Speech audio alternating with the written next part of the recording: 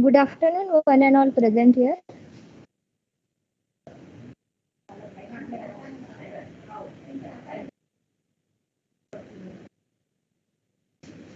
I, Anjali Navkar, welcome you all to the second session of the Expert Talk series by Metablogs. Today we have Dr. Mrs. Aarti Mode ma'am with us who will be delivering talk on the topic 3D printing. Before starting, let me first give brief introduction about her. Dr. Aarti Mode ma'am is a mechanical engineer with a master's degree in manufacturing and automation and PhD in production engineering. She has completed research in the area of point cloud data segmentation for the conversion of point cloud data to .stl file directly. She is currently the associate professor under Department of Production Engineering and Industrial Management at College of Engineering, Pune. Her area of expertise is reverse engineering and rapid prototyping. Her overall experience in industry and academics is around 20 years, which includes 4 years of industrial experience and 16 years of academics. She has guided over 28 MTech students. 3 PhD students are working under her guidance, from which one has completed his PhD. She has published almost 30 papers in reputed national and international publications, which includes 5 national and 25 international journals. She has started two graduate full-time 1-year diploma courses in the field of additive manufacturing and enterprise resource planning. In all, she has spearheads the operations of the rapid prototyping, CAD/CAM and ERP labs that the department is popular for. Currently, she is working in the field of development of biomedical devices which can be manufactured at low cost and also handling projects like 3D MakeLab and Smart Foundry 2020. There are 10 filed patents, out of which one has been granted. So now I would like to request Aarti ma'am to begin with her talk. Over to you, ma'am.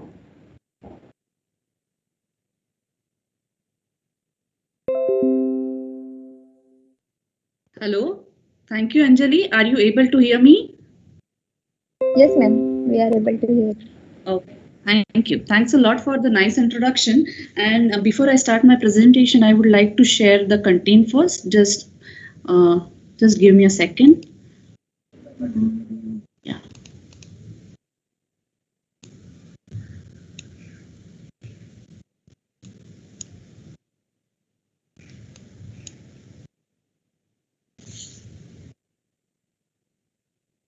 Just give me a second, please.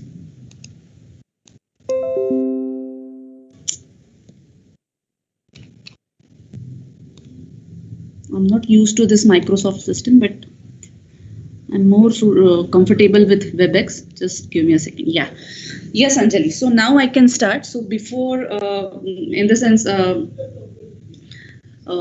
before saying any or following any formalities, I would like to start my presentation. So our today's topic is 3D printing. This 3D printing, we can call this 3D printing as a additive manufacturing. We can also call this as a rapid prototyping. This is also called as layer manufacturing. So there are multiple names which you can see for this concept of 3D printing. Now, reason why it is called as additive manufacturing, why it is called as rapid prototyping or layer manufacturing or 3D printing. The reason is a very first speciality of this 3D printing process is you can actually print, you can actually build the 3D component by adding the material layer by layer, and hence it is called as 3D printing or rapid prototyping or layer by layer manufacturing and your additive manufacturing. Now, why rapid prototyping? If you see the applications of 3D printing, then you will realize that that few years back, this particular concept, rather in nowadays, even for few cases also, for example, if you see the application of this 3D printing in ornamental industry, then if you want to build, if you want to manufacture the mold of any ornament design, for example, ring, necklace, any certain type of a bangle, then the prototype model you can print very easily with the help of this 3D printing, and that's why it is also called as prototyping. And most important nowadays, the advancement you will find in this zone, in this particular application is, once you develop the 3D printed model, even with the help of a plastic material, still you can do the copper plating on it. You can even do the gold plating on it. And once you have such gold plated component, the internal material is made up of plastic. So such components you can easily keep in your shop for the display purpose. And this sort of application is widely used in this ornament industry. This kind of multiple setups. Yes? Can you please reshare this the PPT? Yeah, you are not able to see the screen? No, ma'am. Nothing, you are not, in the sense, nothing is getting displayed? No, ma'am. Okay, let's. Yes, ma'am. Can you reshare? Yeah. Please, just wait a minute.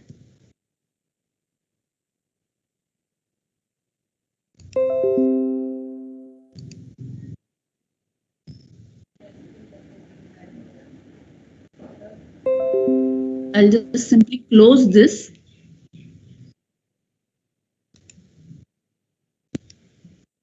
Ma'am, now it's visible. Now it's visible? Yes, ma'am. Okay. Now it's visible? Yes, ma'am. Can you see my name on the screen? Yes, ma'am. 3D printing docs. Yeah. Thanks a lot. So, okay, so now I'll continue. So basically this kind of a setup where you can generate the prototype models of your different ornaments, and then along with this plating operation. So such kind of setups are already there, particularly in a Thane industrial zone. So if you are really interested, you can visit those shops or those setups, and you will come to know how one can use this 3D printing activity, particularly in the case of prototype development. So we'll just start with our presentation now. Are you able to see the screen, Anjali? Because now I've changed the screen. Are you able to see that? No, ma'am. We are on the first slide. Because now?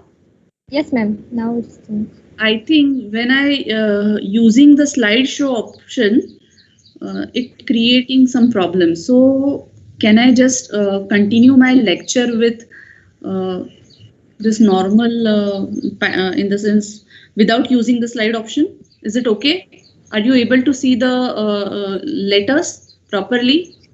Yes, ma'am. We are able to see. But then I cannot. Okay, I will try once again. Yes, ma'am. You can try once.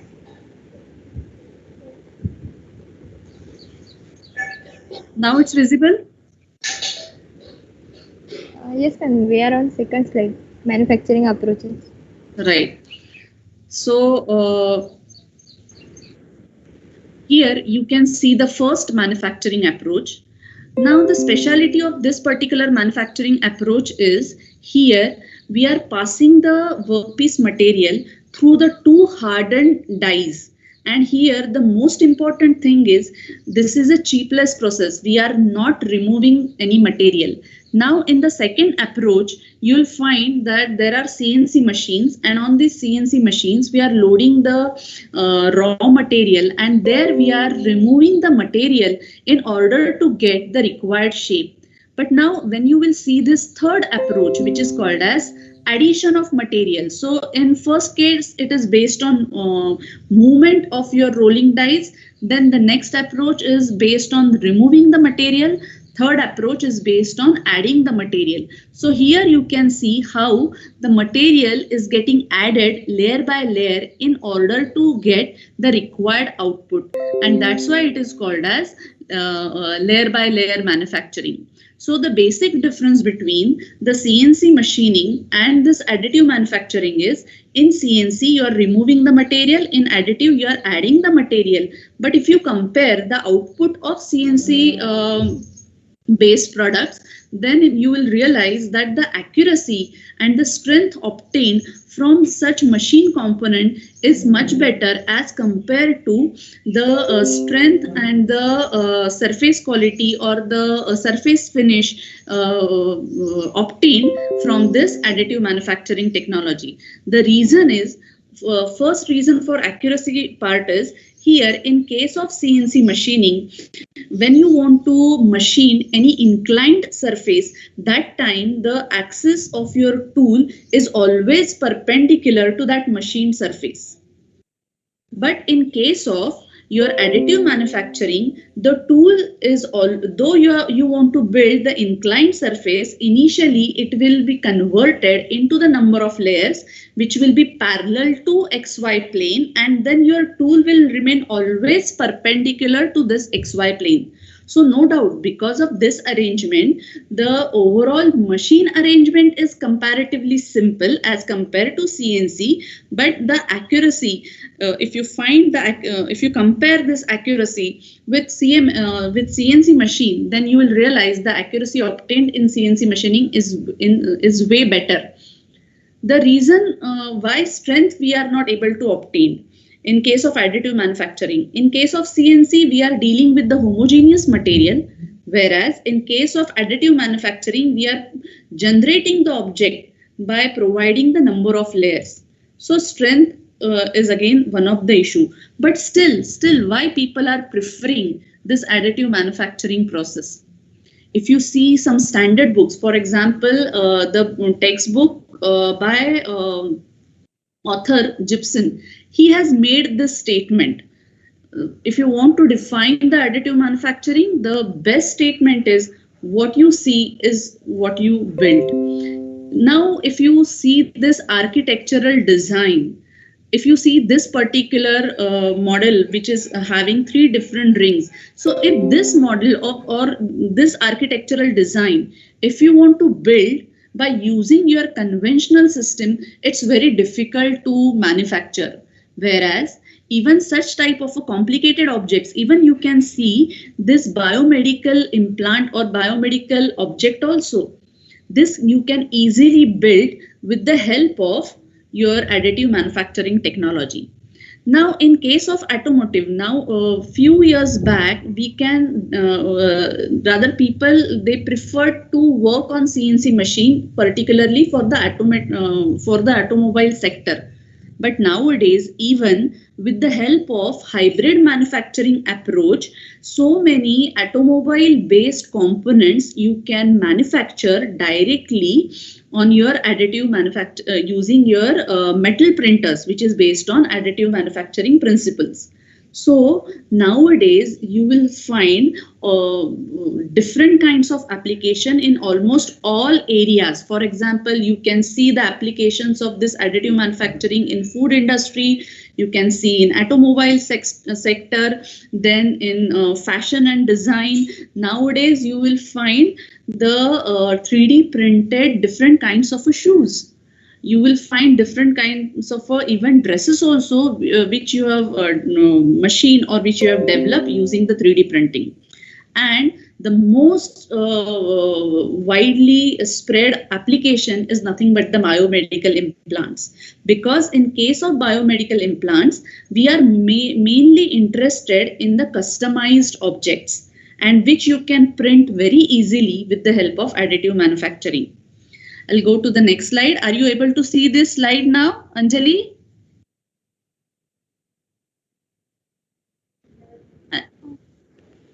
Ma'am, there is one black box coming in the corner. Can you? Yeah, okay. Now it's clear? No, ma'am. Because I already closed that.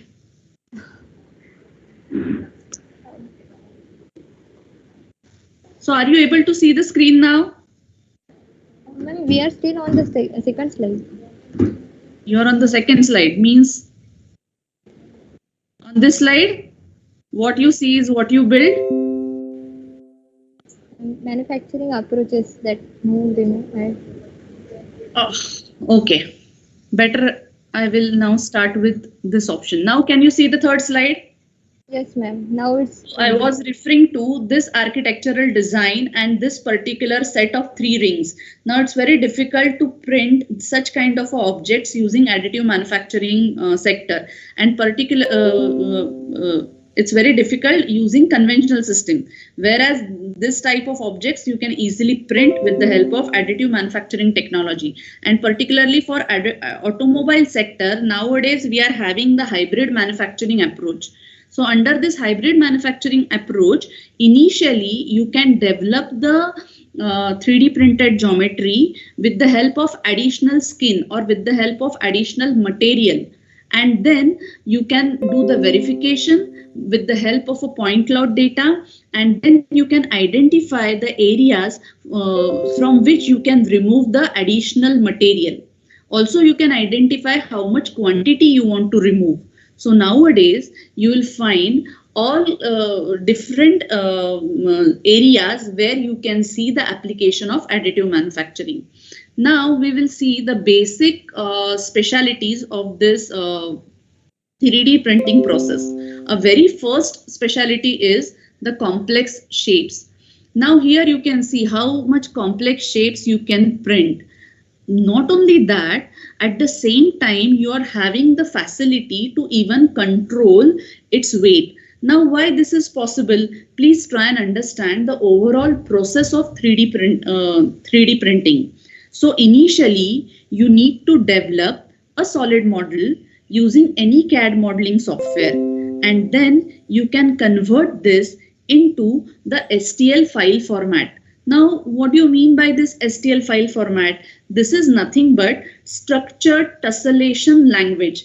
And structured tessellation means ultimately, once you develop this solid model using your standard CAD softwares, it has to be converted into number of triangles. And once you have this number of triangles, now you can convert this into the number of layers. Now, every layer will give you the geometrical information about the 2D geometry which you are going to print on that particular layer. So once you provide this information, now your tool will come into the picture and it will start moving as per the geometry defined in your program. So initially the external boundary will get plotted, and most importantly the internal material which you want to, again this internal area you want to fill up with the material, but this material you can fill up with different patterns. Not necessary that you have to fill up the entire area with the complete material. Maybe you can have the different structures. For example, you can use zigzag structure, rectilinear structure, honeycomb structure. There are so many different patterns available to you. And because of this facility, you can control the weight of that particular product. Now the third specialty is customized parts. Now why we want the customized parts? As I explained to you, in biomedical industry, for example, if you are going to print the hearing aids or some typical bones, then these are nothing but the customized products. Now, few years back, we printed one small vertebra for planning of vertebra surgery, and it was completely the customized product. So the customized products you can print in multiple numbers or you can print simultaneously. This is the third specialty. Now, what do you mean by this unitized production?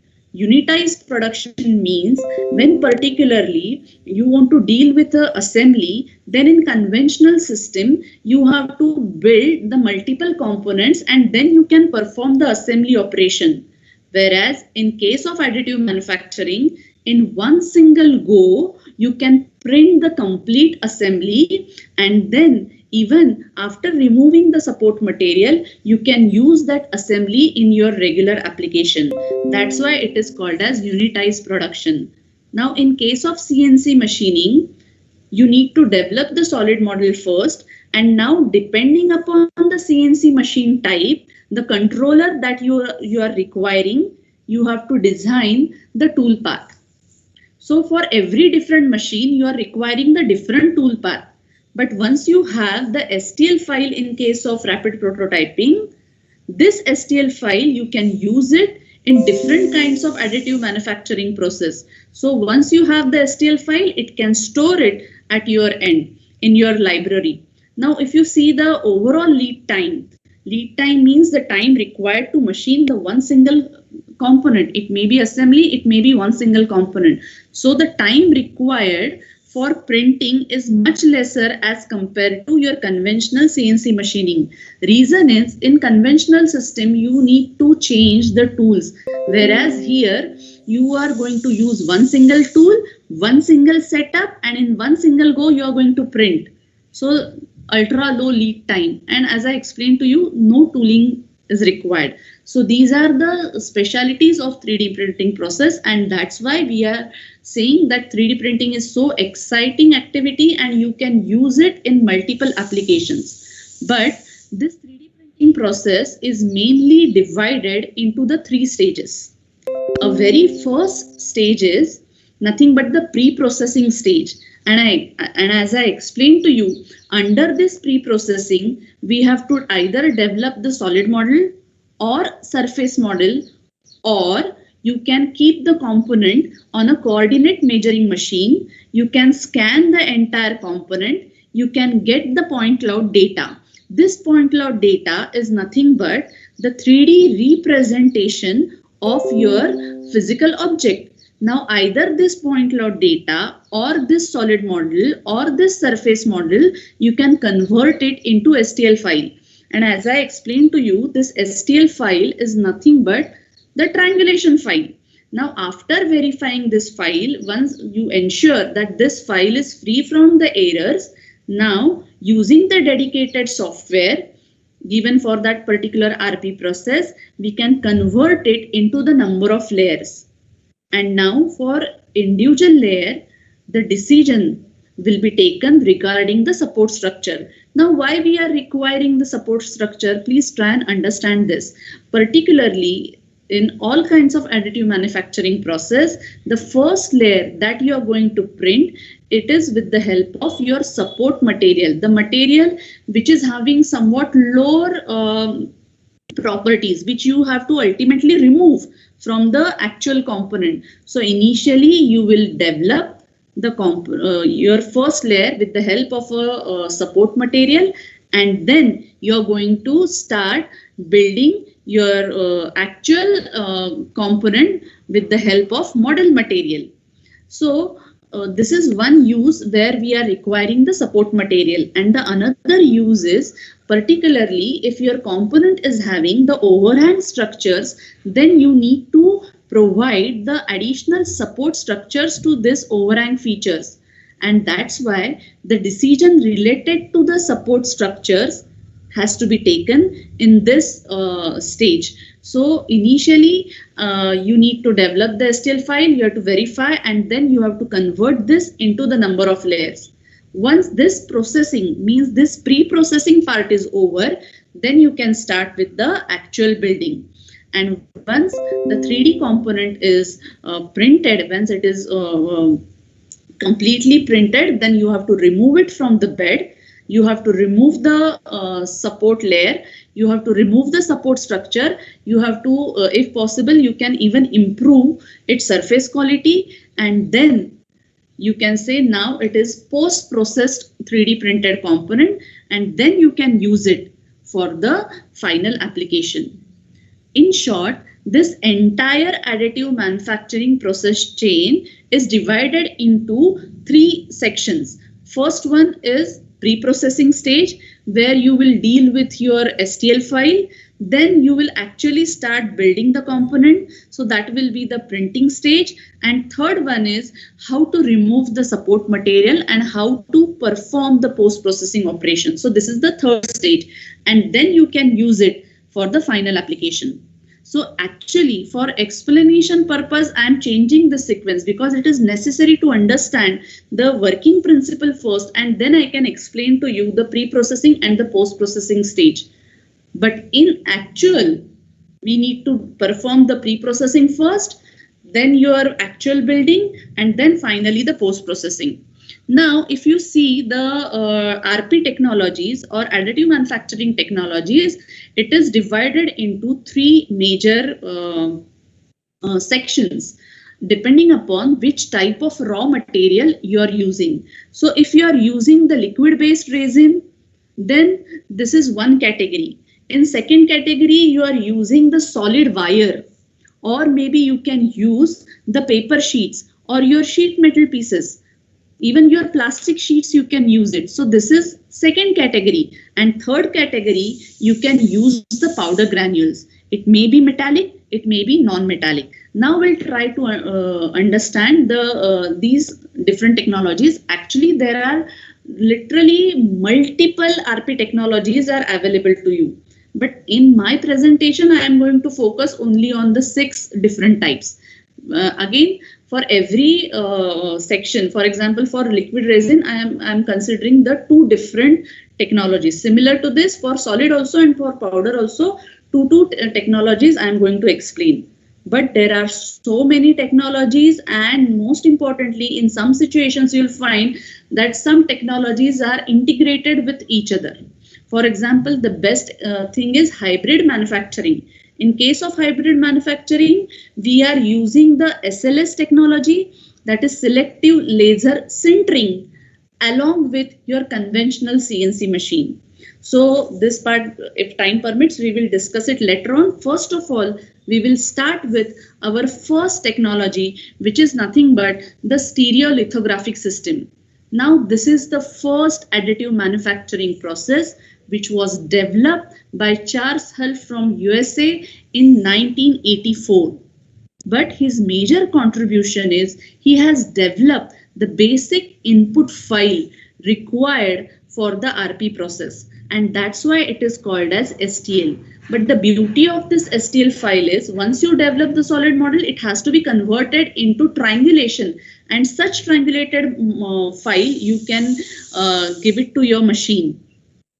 So if you see the on internet that the full form of STL file, it is also called as stereolithography file.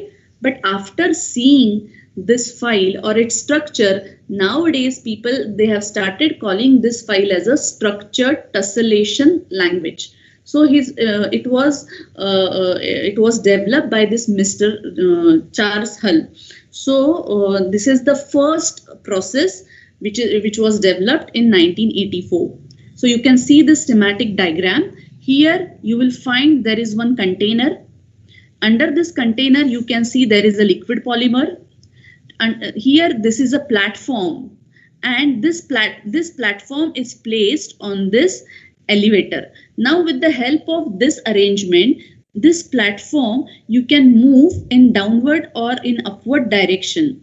So initially, when your platform is up to this level, up to this liquid level, now with the help of this laser source, you can apply the laser beam over this liquid resin. And due to this exposure, the process of photopolymerization takes place. So photopolymerization means your liquid is getting converted into a solid thin surface. And once you develop this solid thin surface, the platform is moved in a downward direction by the distance equal to layer thickness. Then the next layer of liquid will come into the picture. Again, the laser beam will come in contact with this liquid, and the second layer will get printed and it will get attached to the previous one. Now for the accurate movement of this laser, it is provided with the mirrors, some XY positioning system, and the process can be repeated. After completing your job, now with the help of this elevator, you can take the platform in an upward direction and then you can remove this component. So this is about the stereolithography. Now the next, I can show you this diagram. This is a very old diagram of this stereolithography machine. Nowadays you will find completely enclosed chamber and a very finished model of stereolithography. So the second machine that even our department of manufacturing engineering is having this polyjet machine. The technology that we are using under this machine is really interesting. Here the concept, this is also the liquid based process. Here we are using the liquid resin as a model material, and here you can see this jetting head. Now this jetting head is having around 72 nozzles. 36 nozzles are provided for the model material and 36 nozzles are provided for the support material. So, and along with this jetting head, the provision of UV light is also there. Now this jetting head can move in X and Y direction. Now, after giving the geometrical information to your machine, the first layer, during the printing of the first layer, this nozzles will remain in active condition, and depending upon the geometry that you want to print, only few nozzles will remain in active condition and they will start spraying the liquid on this machine bed. Now with the help of this UV light, again when this UV light, when it will come in contact with this liquid, again the thin layer or again thin surface will be generated. The bed will move in a downward direction, and for the next layer, depending upon the 2D geometrical information, the again next set of nozzles will come into the picture. They will spray the material over the bed and second layer will be generated. So this is about the polyjet, but the beauty of this polyjet machine is here you can maintain the layer thickness equal to 16 microns. So when you will print the first layer with the thickness equal to 16 microns, now your machine will move in a downward direction. Then the next layer will be generated and its thickness will be 16 microns. So here, if you understand the concept of design for additive manufacturing, then this polyjet machine has got tremendous weightage. Reason is with the help of, or with the in the sense by maintaining a very lower layer thickness, we can print a very fine features. We can print the walls with very small thickness, and because of this, even for some sort of covers which you need to provide for electronics components, that you can print with the help of this polyjet technology. So this is again the liquid based technology. Now the third technology is based on the solid raw material. So here you can see that we are using the solid wire. Now this solid wire is supplied to the nozzle through this feeding mechanism. Above this nozzle, here it is not shown, but above this nozzle actually one heater is provided. Due to this heater, this solid wire gets converted into the liquid, and with the help of your standard motors, you are able to move this nozzle in X and Y direction. Then the first layer you can print. After printing the first layer, you have to move the bed in a downward direction equal by some distance equal to layer thickness, and then the same process can be repeated. This is one of the simplest process, but at the same time it has got major limitations, and that is nothing but the surface roughness and the porosity. If you print a flower pot using this FDM technology, and if you pour the water inside this flower pot, easily it will start coming out.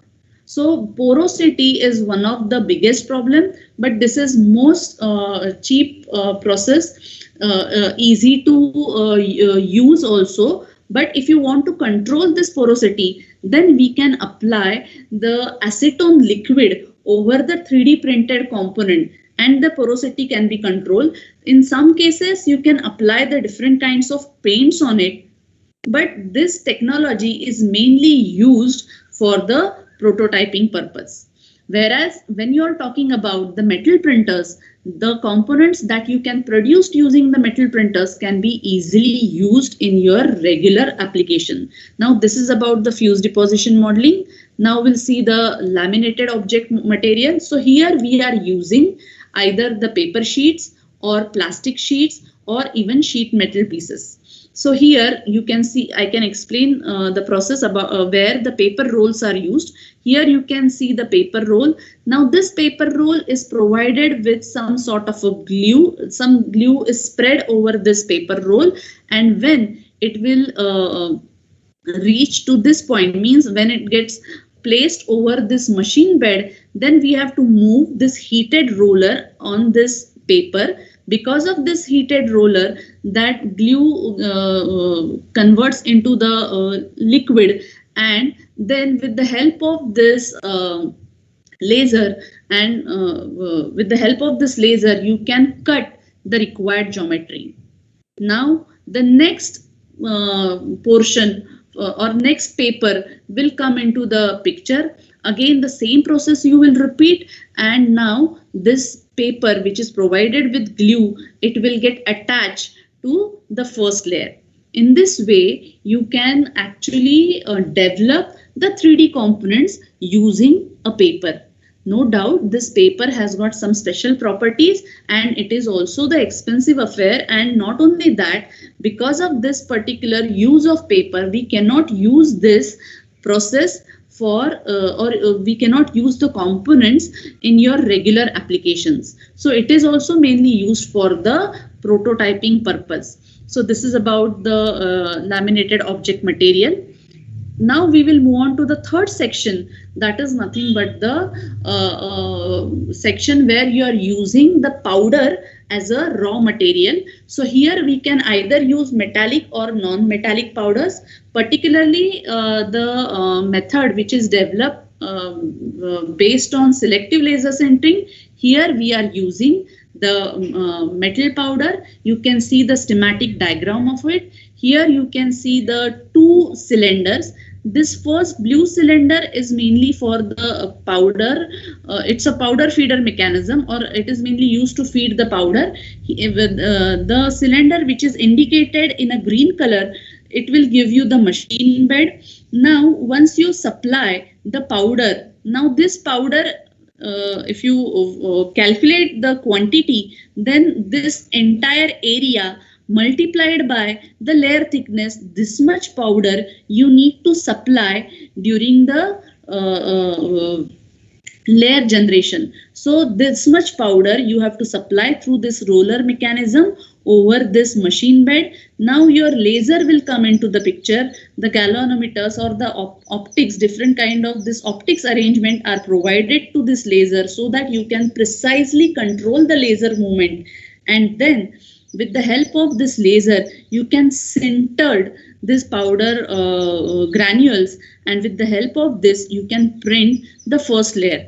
And then, of course, the machine bed will move in a downward direction, and here the powder feeder mechanism or the cylinder will move in a upward direction equal to by the distance equal to layer thickness, and the process will be repeated. Now particularly this process has to be performed in a closed chamber. Reason is we need to avoid the oxidation, and we need to control this total environment. So to control the oxidation, we need to supply either the nitrogen gas or the argon gas inside this chamber. So this is about the selective laser sintering. And similar to this, we have one more method which is called as three-dimensional printing method, 3DP. So in this process, the same concept is used, but instead of using the laser, we are using the printing head. And using this printing head, instead of using the laser as a tool, we are supplying one typical type of a glue, and this glue gets spread to the required location. and then these powder granules get attached with each other, and in this way you can print the first layer and the process can be repeated for the further layers. So this process is also interesting. With the help of this you can print the different kinds of a geometry.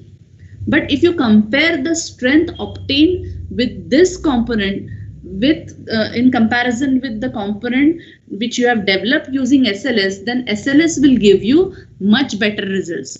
But yes, the basic working principle is same, and mainly in case of three-dimensional printing, we are dealing with the non-metallic powders, whereas in case of selective laser sintering, we are dealing with the metallic powders. So this is the basic difference. So here we have covered the basic 6 processes which you can classify depending upon the raw material which you can use it in additive manufacturing process. Now we will start with our first section, that is pre-processing. So under this pre-processing, initially we need to develop a CAD model. It should be completely enclosed or watertight model. Then and then only you can convert this into the STL file, nothing but a triangulated file. And then after ensuring that this file is free from the errors, then we can use it for the further processing, that is how to generate the layers or how to generate the slices and then how to generate the supports. So this is the part which comes under the pre-processing. I will give you one example of this STL file. So if this is your solid model, after converting this file into the STL file, you'll find there are multiple triangles. So in case of STL file, if you open this STL ASCII file into your notepad, then you will find that for every individual triangle, the basic information you will require, and that information is nothing but you need to consider the 3 vertices along with its XYZ coordinate. Once you have this information for every triangle, then you can calculate the vectors, then cross product of any 2 vectors, you can calculate the surface normal, then you can calculate the unit surface normal, and using this information you can generate the STL file. The same thing is explained in the next slide. So here initially you need to convert this file into the triangulation, then you can generate the vectors, then you can calculate the surface normal for every triangle, then you can calculate the unit surface normal, and then you can generate the STL file. So this is the example of this STL file which is developed for solid triangular pyramid. So when you are talking about the solid triangular pyramid, here you will find the 4 different triangles. In order to write the complete information about one triangle, you are requiring this 7 lines. These 7 lines. So initially you have to write the information about the surface normal, then you have to type the outer loop, then you have to provide the information about the XYZ coordinates of 3 vertices, then you have to say end loop, and then you have to say end facet. So when you will write in this fashion about all the triangles, then you can generate your own programs to develop the STL file.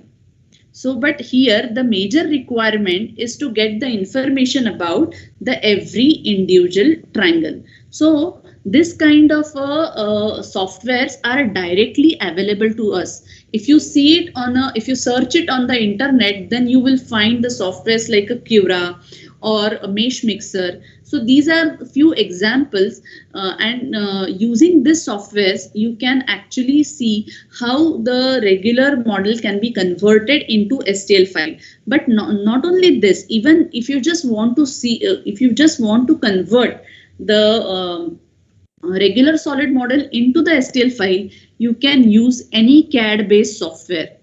Just develop the cylinder in your regular CAD modeling software and then save, use the save as option and save it with this STL file format. But when you will save it with STL ASCII format, then you will be able to get, or you will be able to read this information in this particular format. But if you save the file using STL binary format, then this is a non-editable format. We cannot read this file. We cannot edit this file. So this is about the STL file. Now, what kind of errors we can see in this STL file? Now, when you are trying to develop the STL file of any rectangle, then the rectangle is having the 6 surfaces, and 6 surfaces can be, in the sense any surface, rectangular surface can be divided into 2 more triangles. So minimum triangles that you can print or you can develop, not print, you can develop in case of STL file are 12. Now, for every triangle, you can calculate its surface normal.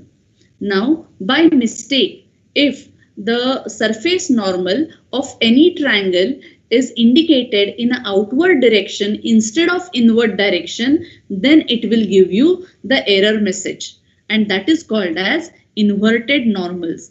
If suppose while converting your solid model into the STL file, because of the complicated geometry, if some gaps gets created, then it is called as missing triangles. So you have to identify such zones and you have to develop the additional triangles so that you can fill up this gap. Now, because of complicated cross section, sometimes you will find there are intersecting triangles. So this intersecting triangles you need to identify. You have to remove those triangles. Even the same thing you will find in case of duplicate triangles. Now sometimes instead of duplicate triangles you will find some duplicate points, maybe some duplicate edges. So these errors you have to remove, and then you can say now this file is completely error free. But then how to identify these errors? For this, some techniques are already available, which is already adopted or used in your software programs. One of the technique is Euler's formula. Now you must have learned this formula even in your 12th standard. For the STL file, for the validation, the topological validation of this STL file, the Euler's formula that we are using is number of surfaces plus number of vertices minus number of edges should be equal to 2. So when you have the list of triangles, you have to actually calculate how many edges are available, how many triangles are available, how many vertices are available. And if its summation, or after applying this formula, if the answer is equal to 2, then you can say there is no additional triangle. There is no additional triangle, or there is no duplicate triangle. This is one way of verifying your STL file. The another way is your quality factor. Now this is somewhat similar to your aspect ratio. So in case of regular triangle, if your aspect ratio is low, in the sense length to base ratio is low, then in case of your additive manufacturing, this type of triangle is treated as a bad quality triangle. So if it is an isometric triangle, then we can treat this as a good quality triangle. So we need to actually find out the quality factor of every triangle, and based on that, if the quality factor is lesser than 0.3, then we have to consider that as a bad quality triangle. If it is in between 0.3 to 0.7, it is acceptable. If it is more than 0.7, then it is a good quality triangle. So bad quality triangles, you have to remove from that STL file, and because of this removal, you will find there is a gap, and then we have to design our own triangles with the better quality. So in this way, we can actually control the quality of the STL file, and then such STL file, you can load it for the further processing, in which you can generate the number of layers. Now, after verifying the STL file, there are few other factors. These factors affects the quality of the printed parts, or you can say these are the input parameters also. Now, for example, now the factors are part orientation, support generation, slicing, part building, and finally the post-processing. At this moment, forget about the post-processing, but if you see the part orientation, then you will realize one thing, that if you want to build this vertical beam in this fashion, then here you will get better surface quality as compared to this horizontal orientation. But the strength that you can obtain in case of this horizontal orientation is way better than this vertical orientation. So we need to even consider the required strength as well as the surface roughness. So in case of the standard rectangular box, you will not find there is a staircase effect. Now in case of such type of a curvy object, you'll find there is a staircase effect. And this staircase effect ultimately results into the bad surface finish. Now, in case of your support generation, as I explained to you, now this is a very critical component having a very less thickness. So in such situations, we need to provide this orange color support material from all the sides. Similarly, we need to provide the support material from your first layer itself to support this overhang features. So even this decision we need to take after during the process of layer generation. So in the next slide, I will show you how this slicing takes place. In the sense, for the slicing purpose, we have to define this layer thickness. Now our major target is, here you can see how this layer thickness affects on the quality. Now this is your curvy component which you have converted into the number of layers, and because of this, here you can see the staircase effect. Because of this, the surface roughness increases. And not only that, if you are dealing with the overhang features, then we need to provide the support structures also. The area where you are providing the support structure, it also results into the bad surface quality. So how to control that? For this, a very simple concept is developed, which is called as permissible overhang angle. So if this permissible overhang angle is, if it is equal to 45 degree or if it is less than 45 degree, then no need to provide additional support structures. Means what? Physically you can say, if the layer thickness, this is your layer thickness, if it is equal to this permissible overhang length, then no need to provide the additional support structures. But in the second, here you can see this layer thickness height is lesser than this permissible overhang length. This is the total length. So in this case, from here, from this bottom, we need to provide the support structures to support this particular layer. So this precaution or this care we have to take during the pre-processing. Now we have to also select the internal patterns. As I explained to you, initially your tool will actually generate the boundary first. It will generate 2 more boundaries.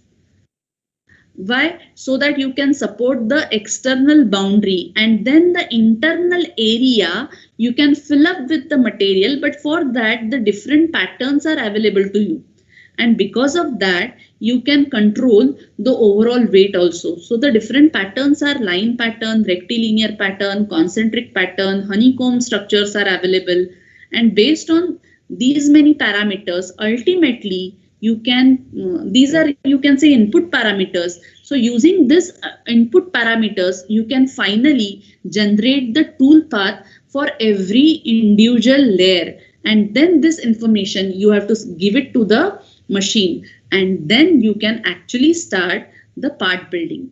So here again, during this tool part generation also, you will require some additional parameters.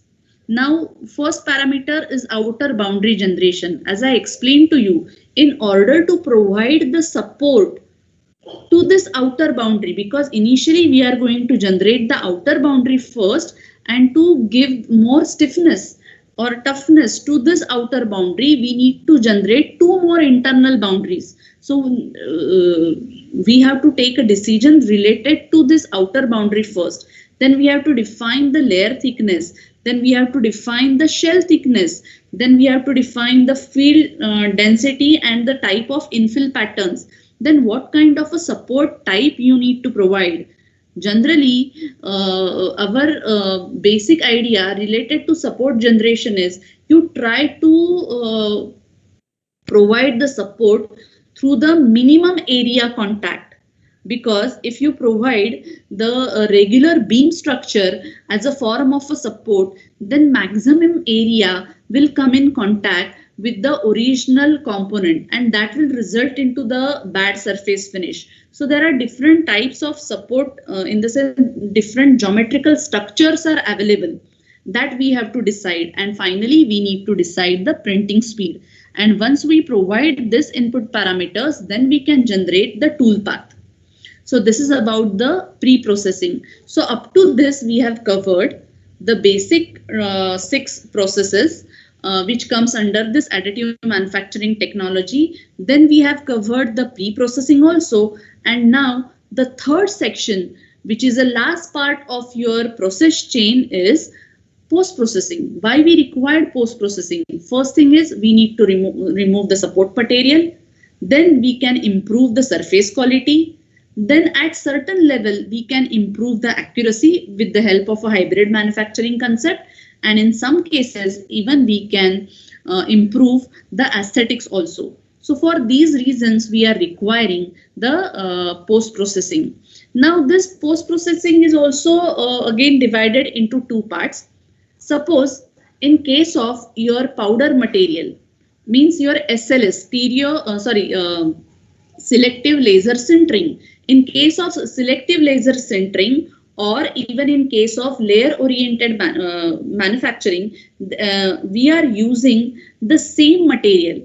It means in case of selective laser sintering, that loose powder, we are using it as a support material. So this comes under the natural material. So the second category is synthetic material. Now for the synthetic material, fused deposition modeling is the best example. Now in case of fused deposition modeling, we can have 2 separate materials. One is for support material, one is for model material. So when you are using the 2 separate materials, we can consider this as a secondary material category. Now, because of the use of separate material, separate support material, such components, we can keep it in some sort of chemical solution for number of hours, and because of this chemical reaction, this support material get dissolved inside that liquid, and then we can simply remove this component from that material. So this is the example of secondary material. But if we are using the same material in order to provide the support, in that case, by changing the geometry of this support material, we can generate the weak structures which you can remove manually. So it is called as breakaway structures. So now we'll see some examples. So here in case of this FDM technology, you can see how this support structures are provided in order to support the overhang features. So such support structures you can easily remove by using the tools like this, or sometimes the breakaway, or simply by hand you can break those structures. But when you are talking about particularly this complicated structure where you can see the internal support material, now such components you can keep it in a liquid, separate liquid, and due to its chemical reaction with the help of this support material get dissolved into the solution, so that we can completely remove this support from the object, and you can get the completely complete object which is free from the support material. So this is here the one more example is given. In case of your SLM machine, means which is based on selective laser sintering, here you can generate rather this dental framework, and this framework is again supported by your metallic structures. Now this metallic structures you cannot remove by hand, and for this we are using the wire EDM machine.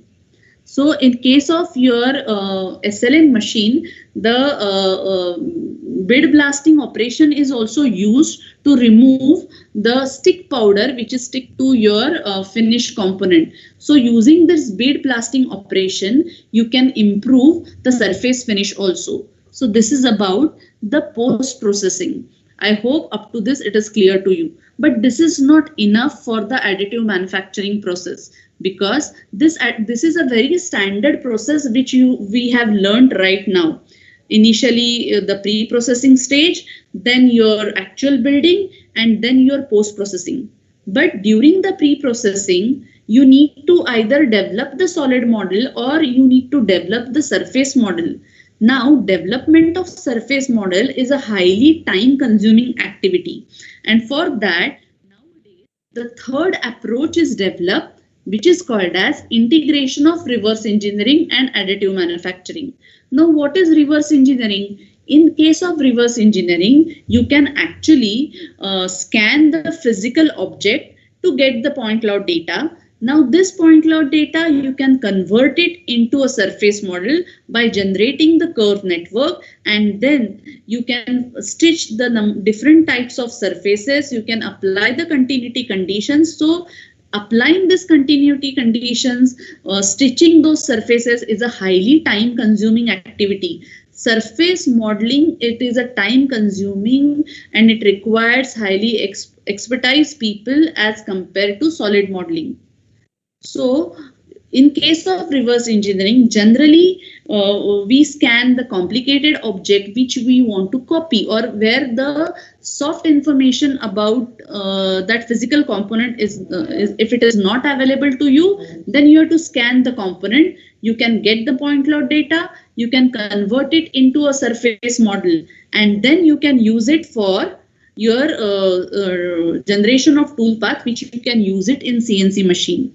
Now, in case of rapid prototyping, you can develop the solid model, you can develop completely enclosed surface model, then you can convert it into STL file, then you can generate the number of layers, and then this information can be shared with the actual RP machine, and then you can generate the required geometry. But can we integrate this too, so that we can reduce the total time required for the manufacturing? Yes, it is very much possible, and nowadays people are following this process, and that is nothing but you just get the physical component. If its soft information is not available, fine, you scan the object, get the point cloud data. Now this point cloud data, you can directly convert it into STL file, and then this STL file, you can use it in any RP application. Now, the beauty of this particular approach, see, if this physical component is not available to you, then you are using the reverse engineering approach. But particularly in case of your biomedical implants, we can actually generate the CT scan data of your all kinds of bones. If it is a hard tissue or if it is a soft tissue, we can generate this data, and this CT scan data, you can convert it into the point cloud data. Then you can apply the concept of triangulation and you can generate its STL file. And such STL file, you can use it in any RP process in order to get the required object. So this is about the integration of reverse engineering and additive manufacturing. And the concept of this reverse engineering is also used in case of hybrid manufacturing. As I explained to you, this hybrid manufacturing is nothing but you generate the you generate the solid model with some additional material. Then you just print the geometry. Then you scan the geometry. You will get the point cloud data. Now this point cloud data you can superimpose over the STL file. You can do the variation and you can identify the area from where you need to remove the material, and that is possible through your regular CNC machining, and that's why it is called as hybrid manufacturing.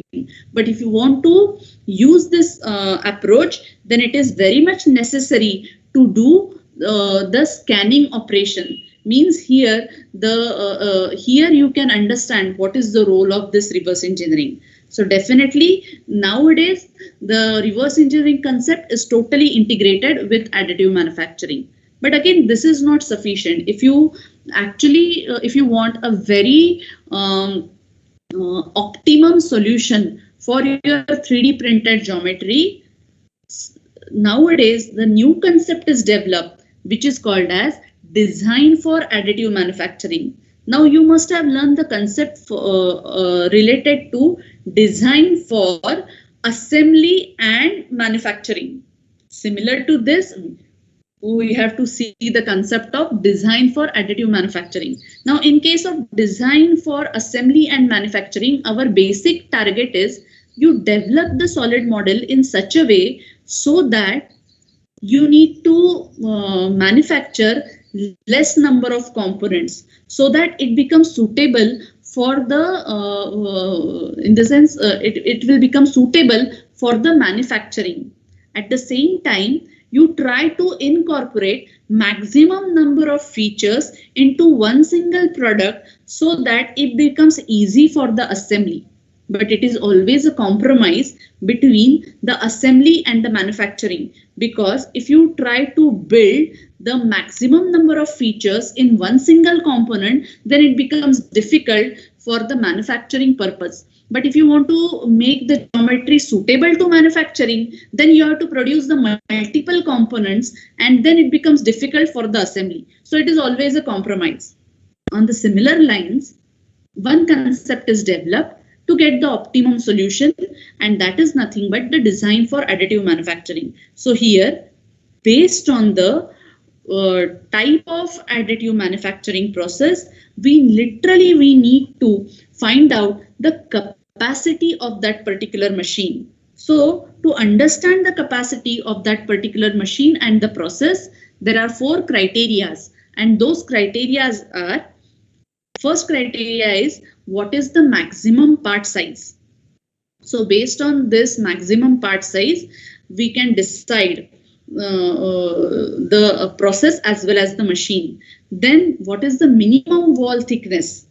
And if you want to maintain the rigidity, can we provide the additional supports to it? Then what is the minimum feature size? What is the expected manufacturing quality? What is the requirement of support structures? And based on that, you can design your solid model in such a way so that you can cover the maximum part size, you can produce the required wall thickness, you can design your object with the minimum feature size, and your requirement for support structure should be minimum. So nowadays, people are trying to develop the softwares which are suitable for design for additive manufacturing. So this is the new area where people are really trying to work hard. Some sort of simulation softwares which is only dedicated for additive manufacturing are already there, but still there is a lot of scope for this particular area. So here we have covered the basic concept of additive manufacturing, and now we will see its application. So as I explained to you, there are multiple applications. But first of all, here we will see this biomedical application. So here this dental implants, or this framework, this is the framework which you can build using the your SLM printer, means metal printer. Now these are the patient specific hearing aids and such type of a geometry. Now here some sort of surgery is expected. So for surgery planning also, this type of parts we can produce before the surgery, and on that part we can do the surgery planning, and then we can perform the actual surgery. So these are the different applications from this biomedical area. Now, as I explained to you, in food industry, yes, there is a tremendous scope. The best example is nothing but your softy ice cream. But nowadays, people are using this 3D printers to manufacture the chocolates with different kinds of materials and with some different shapes. So this is regarding the food industry. Then you can see the all kinds of toys you can print with the help of 3D printing. Now the animated characters, Sony Pictures, this was the company, this was the first company which they have tried to develop their characters using the 3D printed, using the 3D printing concept. So yes, in case of toy industry also, we can see the tremendous application. If you, in your day-to-day application, if you want to replace the small components, then it is very much possible using the additive manufacturing. Then in automotive sector also, you can see this use of 3D printing. This is the first 3D printing car. And if you want, you can see the detailed videos also about this 3D printed car. A few years back, I have seen the news which is related to the house, 3D printed house. And recent news about this 3D printing is recently one guy from Pune, he has printed the 3D masks. So there is lot of, in the sense there are lots of applications. So we'll just go on to the next slide. So different kinds of architectural designs you can print, you can see its model, and then based on that you can do the simulations also. Then in fashion industry also there are application for the design of different kinds of shoes, the design of different kinds of dresses. So in complex structures also we can use this 3D printing 3D printing concept or its application. So basically there are so many applications. Now considering this application, we have developed our own 3D Make Lab in the Department of Manufacturing Engineering and the Industrial Management. So those who are interested, anytime they can visit this lab and they can see our facilities. Now different kinds of facilities we are having. We are having two industry grade machines, FDM machines, industry grade machines. One is your Stratasys F170 and the another one is your Stratasys 450 FDM machine. Now, in addition to that, we have this Konex 350 machine. The cost of this machine is 1 crore, whereas the cost of such FDM 170 or this 350 machine, their cost is around 40 lakhs. Whereas here we have tried to develop our own FDM printer, so which is a openware. Now, along with this, we are having the metal printer also, we are having the wax printer also, we are having the Formlab printer, which is again based on the SLA technology, where we are using the liquid as a basic material. But in addition to that, we are having our own post-processing laboratory where we have developed our own machine for the post-processing purpose. We have developed two different machines for FDM technology. We have one separate machine for the Formlab. We have separate machine in the sense water jet center for the polyjet. So in short, we have multiple post-processing equipments, and this equipments you can see in our lab. In addition to this, we are having the different kinds of reverse engineering scanners. So one of the oldest scanner is our 3D Ronald scanner. Here you can keep the component on a rotating table. Laser is allowed to move in Z direction. So you can scan the entire component, but for this you need to change the orientation, and then the aligning of this different point cloud patches is somewhat critical task. But to overcome this, we have this advanced 3D scanner. The cost of this 3D scanner is around 13 lakhs. So we have multiple facilities in the field of scanning. With the help of this, we can scan any kind of a geometry, and with the help of our own software, which we can convert this into the STL file.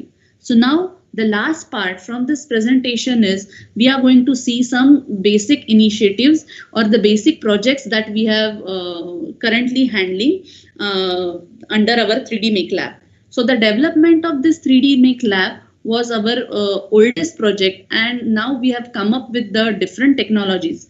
But in under this 3D Make Lab, we have procured almost all kinds of technologies, but at the same time, we have started developing our own prototype models, which are based on the FDM technology, as well as which is based on the selective laser sintering. In short, we are trying to build our own FDM printer, and we are trying to build our own metal printer. So these are our two major projects which you can see under this 3D Make Lab.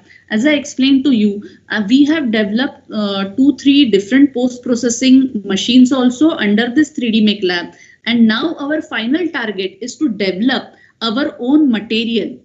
So we have started this projects also.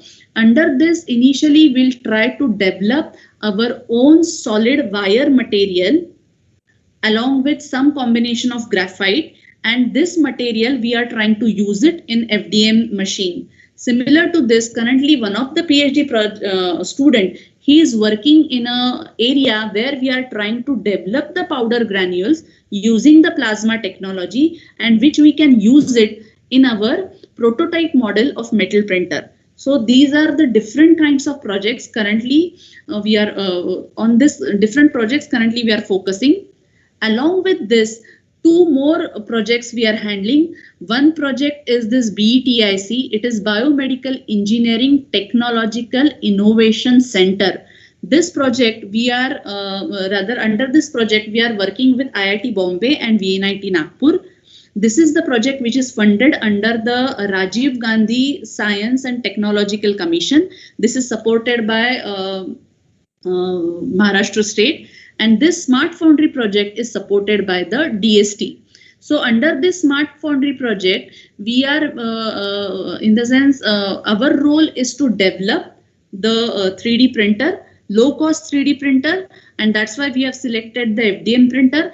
And along with this, we have to provide them the industry grade post processing equipment. So that part we will discuss later on. And under this BETIC, our major goal is to develop the biomedical devices at low cost.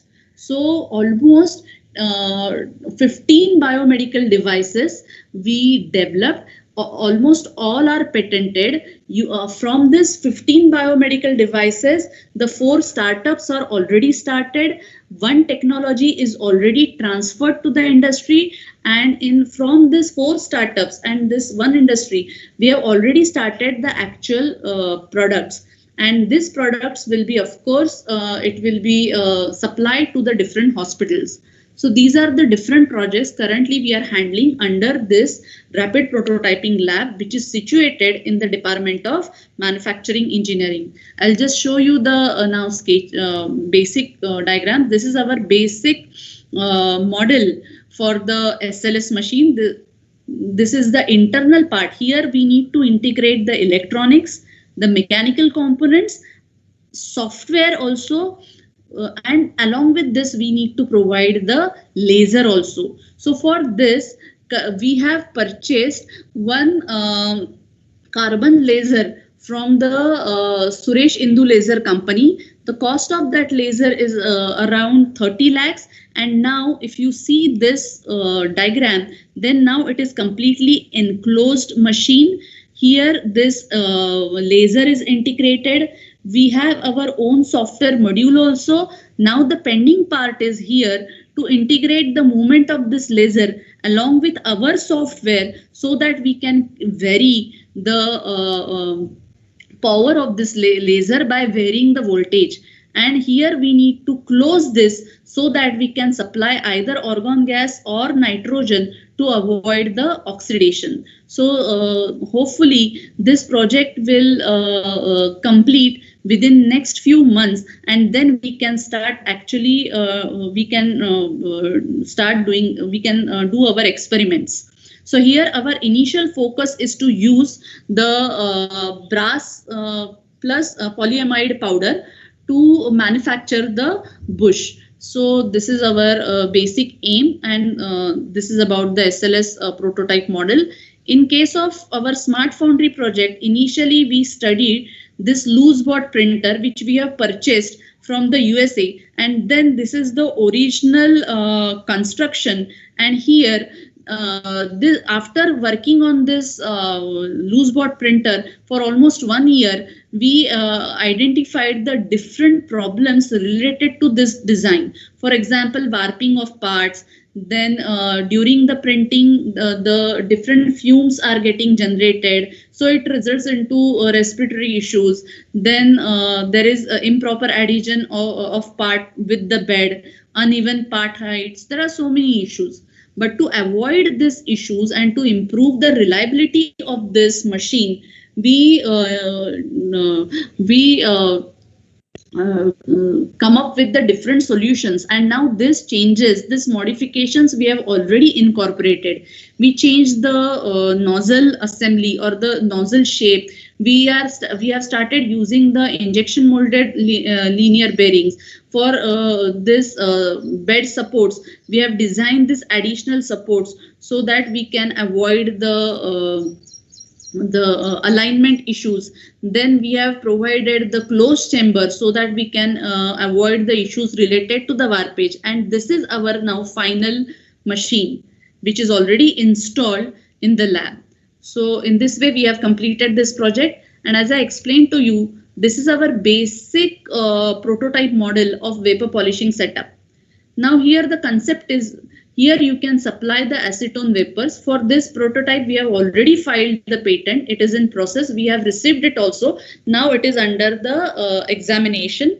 So here we are supplying the acetone vapors into this chamber. So here the heater is provided. The provision for flask is also there. We can supply the acetone here, and then we can get the acetone vapors. So with this rotary bed, we can move the component. And here, due to the contact of this vapor, acetone vapors along with this component, you can get the polishing effect. So this is the concept. So here you can see the results also. So here, this was the original object. And after the polishing, you get such a glossy surface. So now after doing the experiments, after the getting the successful results, now we have come up with our final design, or this is the final rather machine. Some experiments are pending because of this corona situation. This part is little bit pending, but hopefully even this project will also be completed within next couple of months. Now this is our already completed project. This is the agitation tank. So this is the original design, and under this agitation tank, the basic concept is, here you can actually provide some solution, chemical solution, and then you can provide the agitation or vibration inside this tank, and then you can keep the component inside the inside this chamber, and then this solid material gets dissolved into this liquid, and then you can remove the finished component. So this is about the agitation tank. Now we are working currently on the development of this material, where this material we are trying to develop using this wire extruder. So this project is ongoing project, and there is one more project, as I explained to you, in which we are trying to develop our own material using the plasma technology. Now this is about the different projects related to 3D Make Lab. And under this BETIC, we have developed so many medical devices. This is one of the best medical device. It's a hybrid plaster splint. For this, we have received the patent also. It means that patent has been granted, and now we have started the manufacturing also. This is the Mayur Sanas who has developed this device, and now he has started its own startup also. Here, why it is called as hybrid plaster splint? Because in case of your regular plaster splint, we are using the plaster of Paris and your cotton, and this results into heavyweight plaster. So instead of that, we have used the typical type of a paper. We have done the FE analysis also, and because of that, we can control the weight also. And the working principle is very simple. You take this hybrid plaster splint, just soak it into water for a few minutes. After that, remove the excess amount of water and squeeze it and apply on the damaged part. It will solidify and it will immobilize the broken portion within very less time. So for this, we have already received the patent and the technology is already transferred. Now this is second acupressure globe. Here the entire concept is rather the complete box is developed with the help of a 3D printing. The globe is divided into two parts. One is your internal part, which is provided with the spikes, and this palm shaped part is fitted inside one closed glove. Now you have to insert your hand, and then the pressurized air you can supply, and due to this pressurized air, the pressure gets applied over your palm through this the internal component which is provided with the spikes. It is basic assumption is here you can apply the concept of acupressure, and if you are applying it on a hand, then you can cover almost 80% of points. For this, we have we were working with this Dr. Anita Sharma from Inlax Budrani. So even this part is completed. Its patent is already filed. So this is the final product, and this is the internal part which is fitted inside this globe. Then this is HB quantification, but this is quite old concept. Nowadays, similar devices are available. Patent is filed, but it is still in the examination process, but the concept is same. Very simple also. Here we are taking the drop of blood. It has to be react with one sort of chemical, and then this has to be placed on one paper. Then this strain paper, you can take its image, which can be analyzed, and then you can quantify the HB. So here also the outer box we have developed with the help of additive manufacturing. This last project is really interesting. Here we developed our own software module to convert your CT scan data into the points and then to STL file.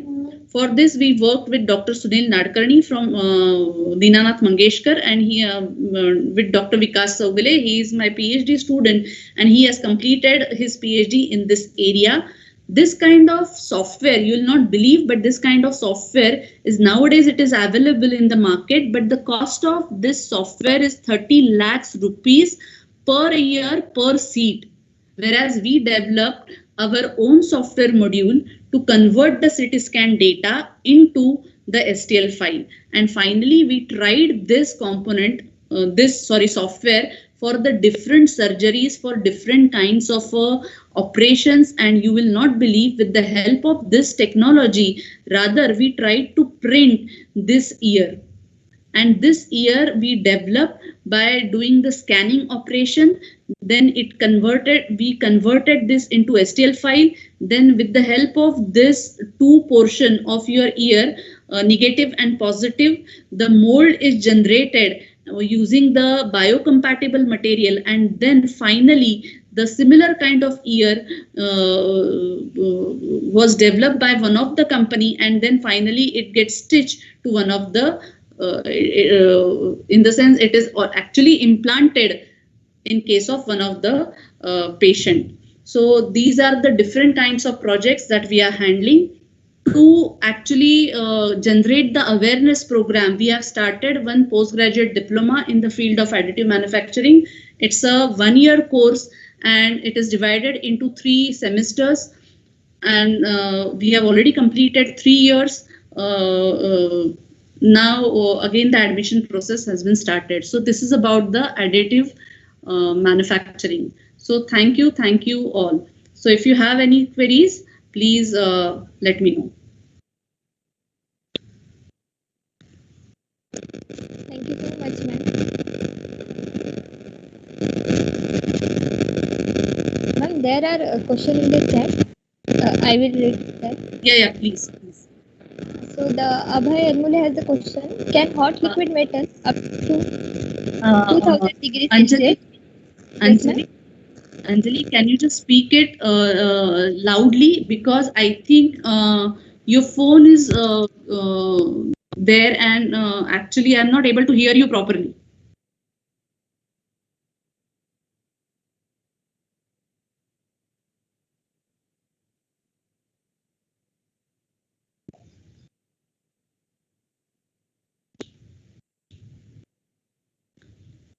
Yes, Anjali.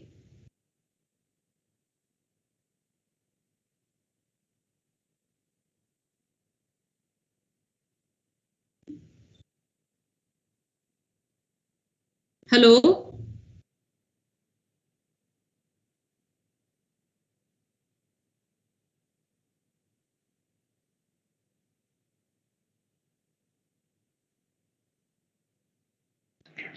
Ma'am, I think she's having some kind of network issues. Yeah, But yeah. we have some questions into the chat box. Yeah, please I'll go read ahead. it out for you. Yeah, yeah, yeah.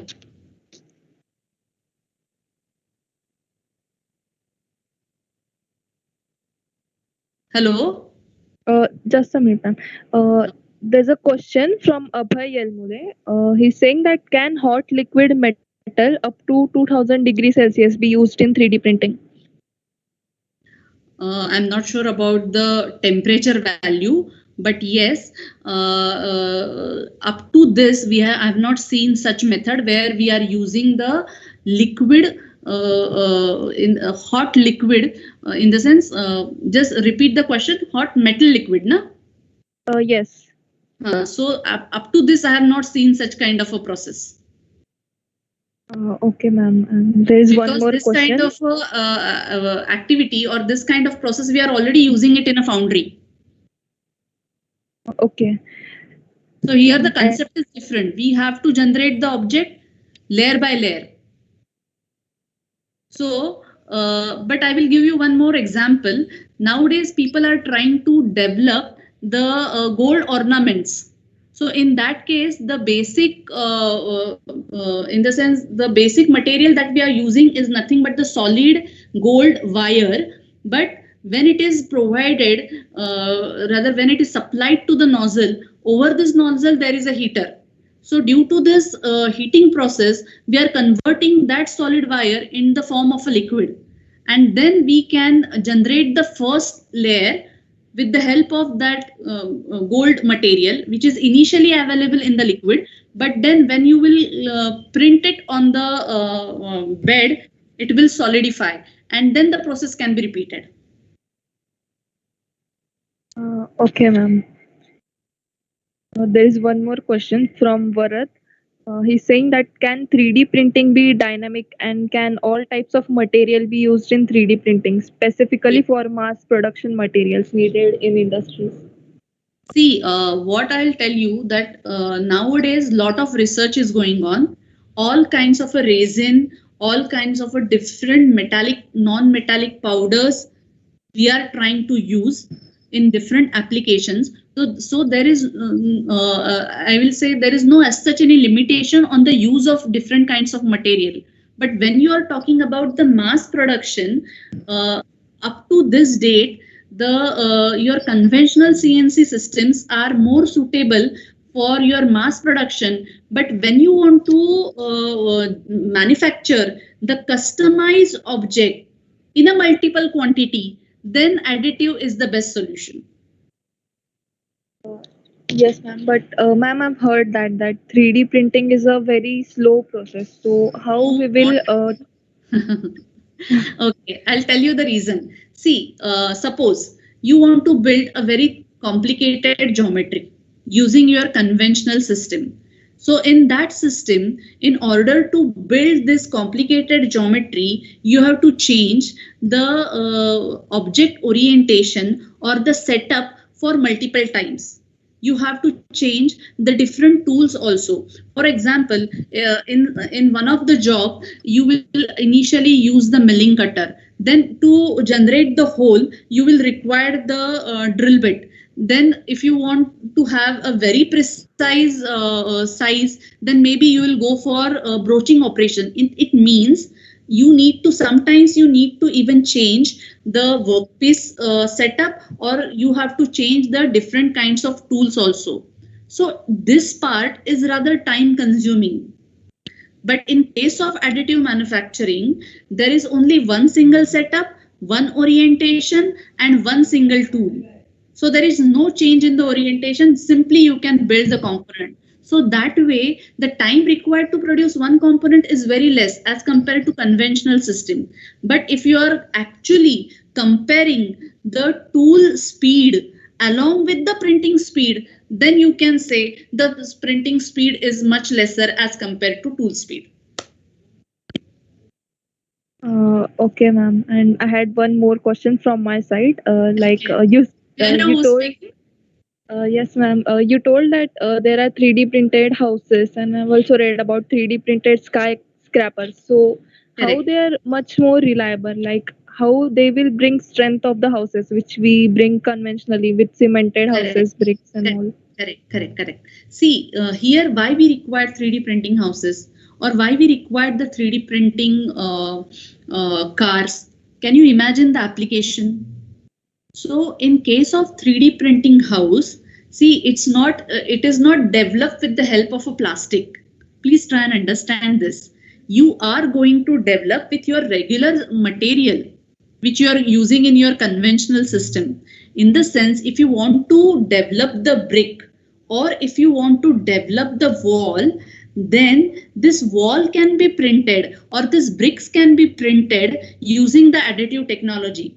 And actually nowadays this is proving it's the optimum solution. I'll tell you the reason behind this. Because forget about the conventional system of manufacturing the brick. Whereas in case of additive manufacturing, you can decide the internal pattern of this brick. For example, if you are adopting the honeycomb structure, then such kind of a brick will give you much more strength. So people are working in this area. I hope now the answer is in the sense I am able to give you the answer. Yes, ma'am. But you told about those honeycomb structures, like they were Yes, for infills. Like, do they increase the density of the product? that depends on you, na? That choice is given to you. If you want a solid component, then no need to go for honeycomb. Okay, ma'am. Even you will not believe, but nowadays this honeycomb structures or even different kinds of structures, people are rather working in this area to print the internal structure for your scaffolds. Scaffolds are nothing but due to which you can develop your bony structures inside your body. So this honeycomb structures or this typical type of structures gives you much better strength. And due to the porosity or the gaps that you are purposely provided inside this scaffold structures, because of that the growing rate of your bone can be increased.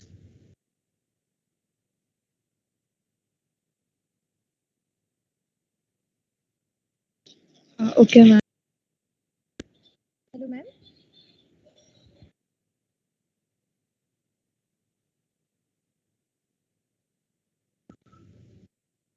Hello, Yes, ma'am. Hello. Am I audible? Anjali. Yes, ma'am. Yeah, again I am not able to hear you properly. Ma'am, I have a question. Like, we are using 3D printing nowadays in restaurants too, right? In 3D. restaurants. Ha. So, Okay. like, ma'am, is it safe for us? Like, we are like experimenting with food. So, like, will it be safe for us? Can you tell me what is your exact concern? It means you want to say that we are not able to clean the nozzles. So, ma'am, like, is it totally safe for us to Yes, of course it is totally safe. My dear friend, we are actually generating the number of implants with the biocompatible material, which you can insert inside the body and which is completely safe. This Thank you, ma'am. vertebra in this last slide, if you are able to see this last vertebra, you will not believe, but this vertebra you can sterilize. You can generate its negative, you can generate its fixture, and this fixture you can use in your regular surgery with the help of your sterilization. So similar to this, when you are using this additive printers, particularly the nozzle, you can definitely clean this nozzle. Okay, ma'am. Thank you. Ma'am, there is one question from Ma'am, Omkar. ma'am, there was a question by me in chat that can we means manipulate the microstructure, and can you throw a light on additive manufacturing versus powder metallurgy? To be very frank, I'm very poor in powder metallurgy because my core area is mechanical engineering, and I'm very sorry to say, but I really don't know the base. In the sense, I cannot compare this part. I'm very sorry for that. And ma'am, can But there yes, be microstructures, in the sense when you're talking about the nano manufacturing, so there are different approaches in case of nano manufacturing. First approach is here you are, if you're having the bulk material, and when you're trying to remove the material in very small sizes, so that is also a part of nano manufacturing. But the second approach is where you design the small components in such a way with other structures so that you can improvise the strength, and that is 100% possible through this additive manufacturing. And people nowadays, they are trying to integrate, rather they are trying to in the sense they are trying to use this additive manufacturing concept in nano manufacturing. yes, The main ma'am. issue related to this is how to, in the sense, for that we need to generate the rapid prototyping machine which will protrude the material in a nano sizes. Yes, ma'am. So what you said now, I have a means a confusion on that. Means nowadays we have called something a new breed of reactors known as fast breeding reactors in atomic fast breeding reactors in atomic energy. In which the fission material is kept. So can this type of things can also be designed by additive manufacturing? Yes. Yes, it is possible, because if you want, you can search few latest papers in this area. One of my student, he was trying to get some information about this. If you want, you can send me the mail. If possible, I will try to share those papers with you. Yes, ma'am. And ma'am, any institutions which provide the specialization in additive manufacturing sector?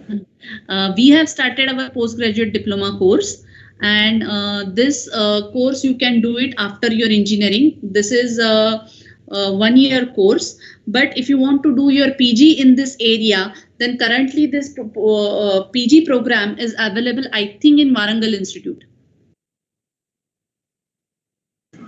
Okay, ma'am. Thank you, ma'am.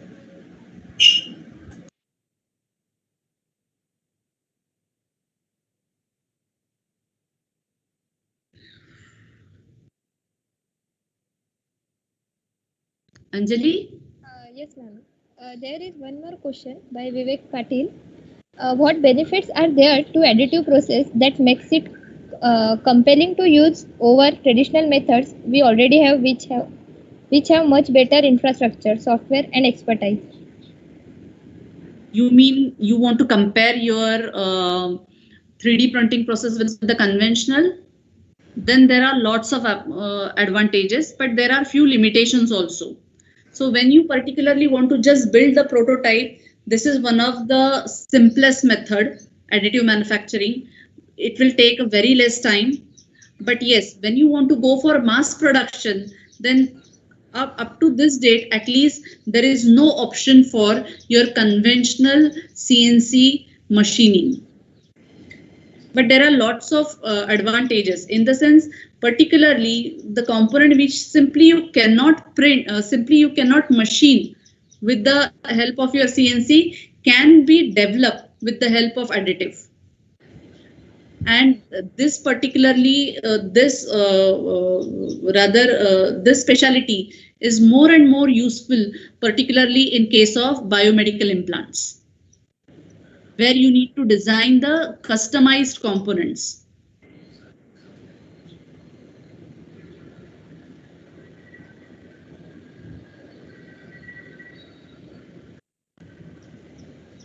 Okay, ma'am. So that's it. Thank you. Thank you so much, ma'am, for your valuable time and providing us with every important information. And also thanks to all my team members and all the participants for coordinately attending the event. Thank you so much. Yeah, Ma'am. thank you very much to Anjali, your team, and all the listeners, because thank you for your patience listening. Thank you. Thanks a lot. Yes, ma'am. Thank you so much for enlightening session. Thank you.